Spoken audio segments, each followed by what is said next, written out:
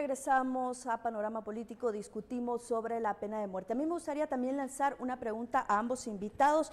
Estamos con el licenciado Lisandro Acuña del IMNUSAC y también con la licenciada Lucrecia de Palomo acá discutiendo sobre el tema.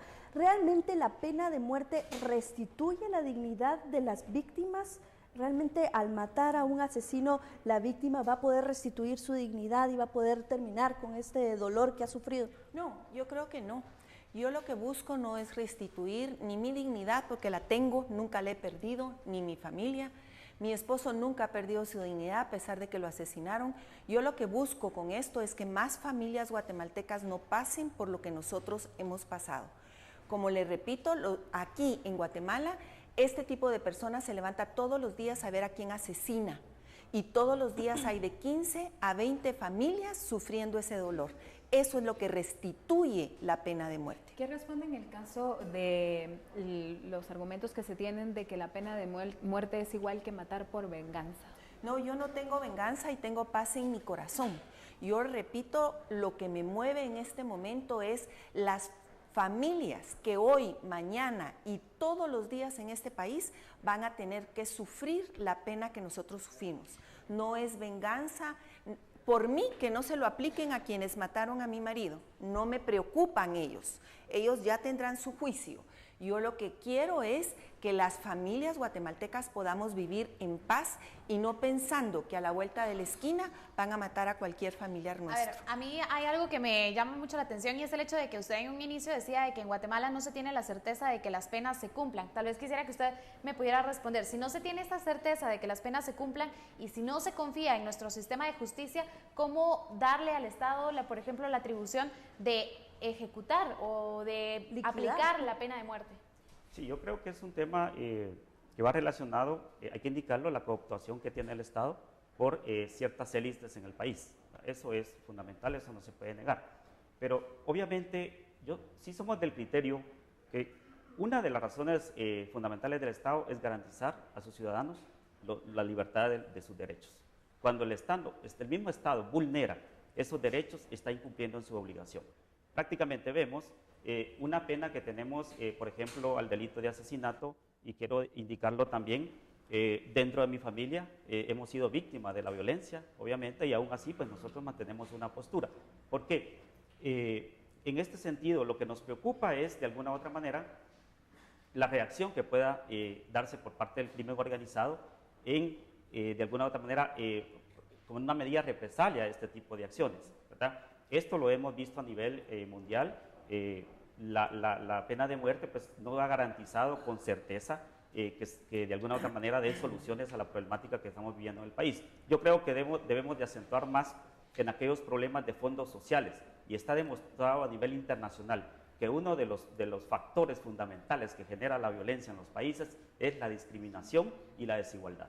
¿Qué pasa con aquellos criminales que no pasan por ese proceso de reinserción luego de estar en una cárcel y cumplir una pena? ¿Existe un riesgo de que exista una reincidencia, de que se sigan cometiendo? Yo le quiero contar que las personas que estaban, las últimas personas que fueron condenadas a la pena de muerte fue por un secuestro y asesinato de una dama, y se llegó a la ejecución de 2, luego hubo un espacio en lo que estamos viviendo actualmente sobre la ejecución, y todas esas personas ya no están en la cárcel, ya se escaparon. Y también tenemos algo que para mí fue muy significativo. El ministro de Gobernación salió diciendo que la orden de la bomba en el bus de San José Pinula salió de las cárceles. Entonces, ¿qué seguridad tenemos nosotros los ciudadanos de Guatemala que cuando a los asesinos se les condena a 30 o 50 años no van a salir a matar o van a seguir dando órdenes desde la cárcel? Ahora, un detalle que decía el licenciado, que por represalias mejor no se hace nada. Eso es miedo. Eso es miedo a querer enfrentar a las personas, y creo que el miedo es lo que ha tenido a este país silenciado. No podemos seguir teniendo miedo frente a las personas que son asesinas y que tarde o temprano, con miedo o sin miedo, van a ir contra nosotros. opina usted al respecto? Bueno, en este caso hay que tener presente también que Guatemala a nivel internacional tiene compromisos ratificados. Falso, obviamente, falso, licenciado. Con el fin supremo de proteger la vida de sus ciudadanos. Licenciado. O sea, la vida es un derecho universal, ¿verdad? Eso no lo podemos negar. Ahora bien, la licenciada tocaba un tema importante en relación a, por ejemplo, el sistema penitenciario. Vemos que el 90% de las extorsiones vienen del sistema penitenciario, pero eso es parte de una debilidad institucional, parte de la corrupción que estamos viviendo en el país. O sea, pero tenemos 15 no se cumple, años de estar viviendo con el artículo 119 de la Constitución Política que establece claramente la función de un sistema penitenciario, que es la rehabilitación, la reinserción y el fomento de trabajo, recuperar en este caso a los privados de libertad que están ahí cumpliendo una condena. No se cumple en absoluto con eso. Yo quisiera hablar de los creo que de alguna u otra manera internacionales. debemos de fortalecer las instituciones del Estado antes de pensar en la aplicación de una pena de muerte, tocar los temas de fondo que están realmente generando la violencia en nuestro país. Yo sí quisiera tocar el tema de lo que se habla de los tratados internacionales. En primer lugar, se nos ha dado, o se nos ha dicho, o se nos ha querido engañar sobre el Pacto de San José. Eso es falso. El Pacto de San José tiene una cláusula, el artículo 4, quien quiera lo puede leer, y dice que los países firmantes que en ese momento tienen la pena de muerte la podrán seguir ejecutando. Lo que no se puede a partir de ese momento es crear delitos nuevos a la pena de muerte.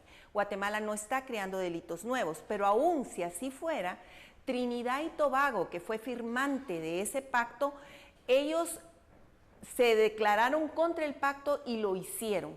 Y en cuanto a los derechos, a los otros tratados internacionales, tenemos ya en este momento sentencias de la Corte de Constitucionalidad que dice muy claramente que ningún tratado internacional, ni los derechos humanos son superiores a la Constitución, son superiores a las leyes regulares, pero no a la Constitución.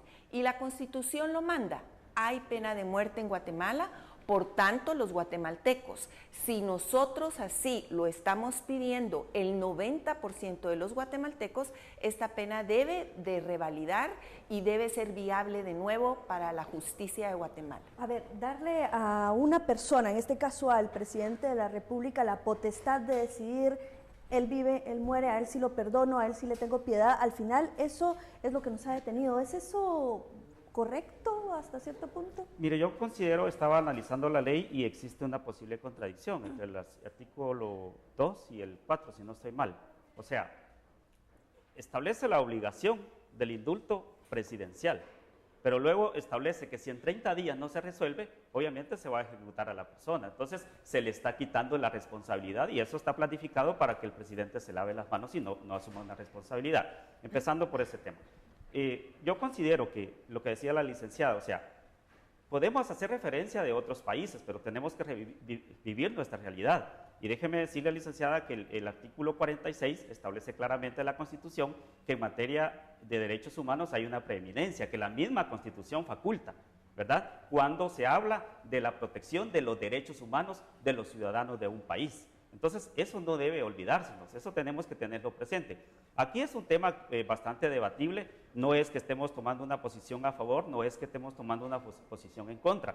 La violencia, los índices han incrementado, lamentablemente cuántas vidas se desintegran por la violencia, estamos conscientes de ellos, pero lo que se trata es no crear un fenómeno social que venga a superar las actuales situaciones que está viviendo el país en relación al incremento de la violencia. En cuanto a tu pregunta de si eso no es correcto del presidente, bueno, te quiero contar que en Guatemala, por ser un país, una república, tenemos 3 poderes. El Poder Judicial no le toca el indulto porque ellos ya juzgaron, entonces no pueden volver a juzgar lo que está ya juzgado. El Congreso de la República no tiene dentro de sus atribuciones el hacer este indulto, por tanto sí le toca al presidente.